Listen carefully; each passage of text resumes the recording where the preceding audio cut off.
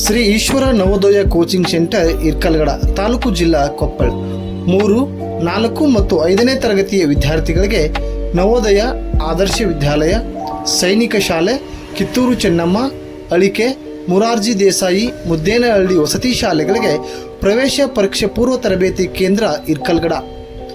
ಈಗಾಗಲೇ ಶ್ರೀ ಈಶ್ವರ ನವೋದಯ ಕೋಚಿಂಗ್ ಸೆಂಟರ್ನಲ್ಲಿ ಬೇಸಿಗೆ ತರಬೇತಿ ಶಿಬಿರದ ಪ್ರವೇಶಾತಿಗಳು ಪ್ರಾರಂಭವಾಗಿವೆ. ದಿನಾಂಕ 20-3-2024 ಪ್ರವೇಶ ಪ್ರಾರಂಭವಾಗಲಿವೆ.